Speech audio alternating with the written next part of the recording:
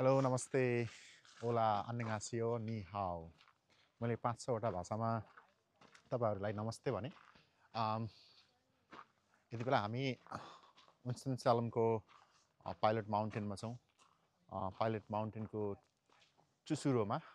यो चाहिँ कस्तो भने यहाँ चाहिँ फेरि सानो सानो डाँडालाई यो नेपालतिर चाहिँ एउटा सानो डाँडा हो यहाँ चाहिँ यसको नाम माउन्टेन हो फेरि यो तर जेसुकै भए पनि यो चाहिँ यहाँको चाहिँ अग्लो ठाउँ हो र यहाँदेखि तपाईहरु चाहिँ 360 डिग्री को भ्यू देख्न सक्नुहुन्छ भन्नाले यो एउटा टाकुरो भनौं न टाकुरोबाट तपाईहरु चाहिँ 360 डिग्री को भ्यू देख्न सक्नुहुन्छ मान्छेहरु त्यही भ्यू हेर्नका लागि विकेन्डमा प्राय जसो यहाँ मान्छेहरुको भिड हुन्छ अहिले पनि हामी आउँदाखेरि लामो लाइन र भिडभाड छिचल्दै यहाँसम्म आइपुगेका छौं जिन्दगी यात्रा हो विभिन्न ठाउँमा विभिन्न किसिमका यात्राहरू हामी गरिरहनु पर्छ तर यो पाइलट माउन्टेन चाहिँ मेरो यो बसाइको लागि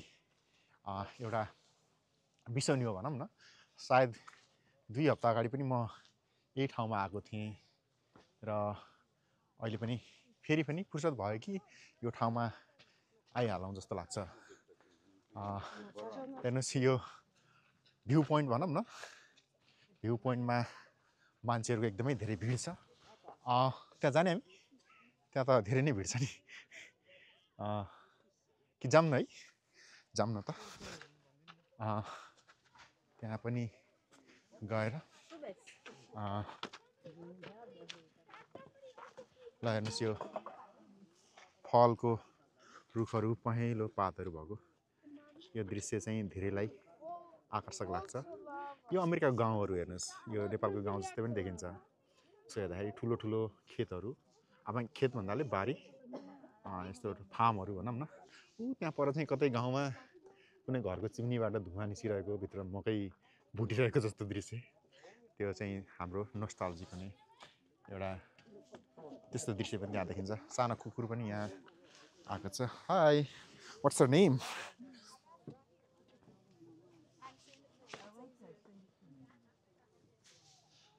सो यहाँदेखि चाहिँ 360 उता पर त्यो नेपालको चुरे पहाड जस्तो तराईबाट हेर्दाखेरि चुरेको दृश्य जस्तो देखिन्छ त्यस्तै त्यो सानो पहाड मलाई लाग्छ त्यो वेस्ट भर्जिनिया हुनुपर्छ त्यसपछि यतापट्टि यो र यो ठाउँबाट चाहिँ 360